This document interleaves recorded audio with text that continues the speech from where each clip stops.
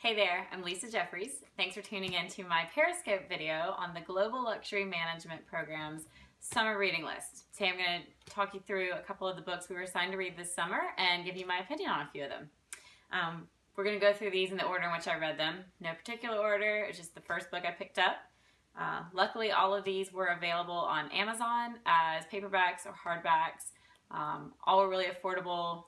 They arrived at my home with just in a few days, so no major cost there. These are pretty easy to come by, and I hope you'll have an easy time finding them yourself. The first is called The 2-Hour Job Search. It is written by Steve Dalton. His background is that he works in University Career Services over at Duke University, which is near NC State University, about 30 minutes away. This book was written to help students in the MBA program cut down on how much time it takes to begin and to continue through their job search, because the advent of the internet has, instead of easing the process, has actually had a lot more complexity to it. I will warn you, the title of the book is 2-Hour Job Search, but I actually invested probably about 6 to 8 hours in reading this book. There's a lot of detailed explanation of how to go through the process. The short and sweet is that it basically helps you create a spreadsheet to prioritize the job opportunities and companies that are going to be a best fit for you based on your own criteria. So great way to trim down some of the research and extra effort that goes into the job search, but not a quick read, so be sure to invest some time in this. The second I read is Global Luxury Trends. This was actually a compilation book. It's the best way I can describe it. Several research reports went into this, and each chapter is a different report itself. So this was co-authored by Jonas Hoffman and Ivan Kostmanier. This book I found most helpful for putting together some of the numbers that comprise the current luxury market. Went into really in-depth a lot of the emerging markets, China, Brazil, India, and some of the sheer numbers that go along with the luxury markets in those areas. It detailed very, very well the populations that are growing there, the amount of income they have, the amount of disposable income they have for luxury products.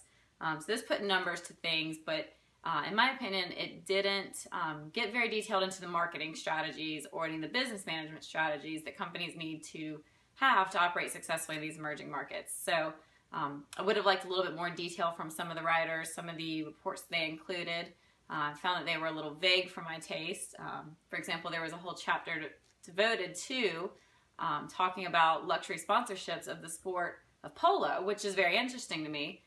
We don't really see a lot of it here in North Carolina or probably in the US much, but it really didn't talk about what the brands are getting out of their sponsorship dollars and their investment in the sport. It just talked about a need for being there. So for me, as a practicing marketer who's been in this industry for about 10 years, I would have liked a much deeper dive into what the companies are investing in, what kind of return they're showing, and what kind of activation they're getting on site at the polo matches in return for their sponsorship dollars. So quick read, probably about 10 hours in this. But again, topics were very broad for my taste and would like to see a deeper dive into the subject matter. My favorite of the 3 books that we were assigned to read was called Putting the Lux Back in Luxury. I think I enjoyed this one the most because it had the most detail. It wasn't so broad that it didn't take a deep dive into some topics. Especially in the later third of the book, they really explored companies that were now emerging into social media and digital marketing and embracing it. And it actually talked a lot about American households as well, which is really helpful for me as that's where I intend to focus a lot of my studies on. One thing that did sort of kind of hinder my ability to really enjoy this book and get more out of it is that it is a bit dated. So we're probably looking at information that's 5 or 6 years old in this book.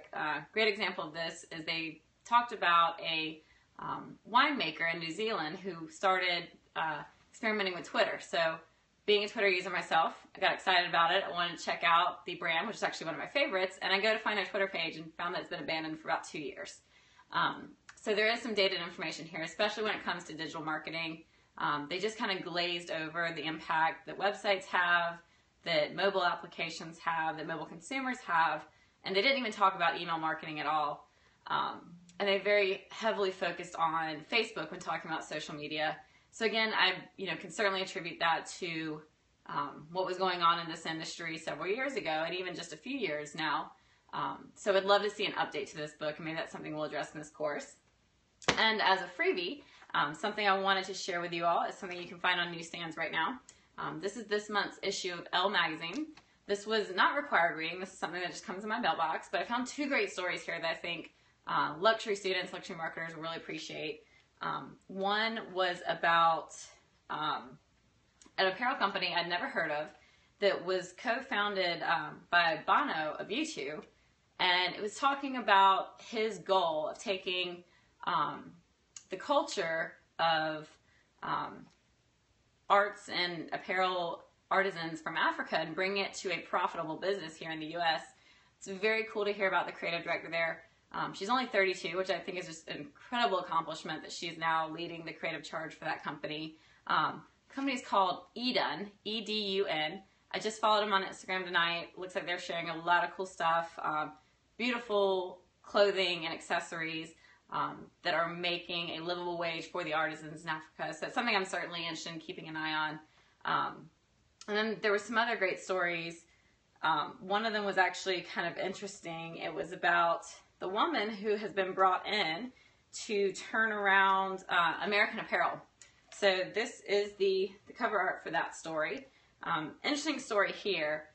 American Apparel is kind of an iconic brand that a lot of people have heard of, and they've seen the brand, but I didn't realize that for the last year it's really had a lot of legal issues going on, stemming from its very large personality as CEO, who's now actually been removed from current operations of the company. So she's been brought in to turn around, right the ship, and it's a great article on what she's doing in that company to help improve their bottom line, their share price, and basically the long-term implications of the company. It's a Made in America brand based in Los Angeles, and great opportunity there to follow along with what she's doing as well. So thanks for tuning in. If you guys just caught the tail end of this will be posted to YouTube later tonight. You can find that video at everyday-lux, that's Luxe.com. Thanks for tuning in, guys.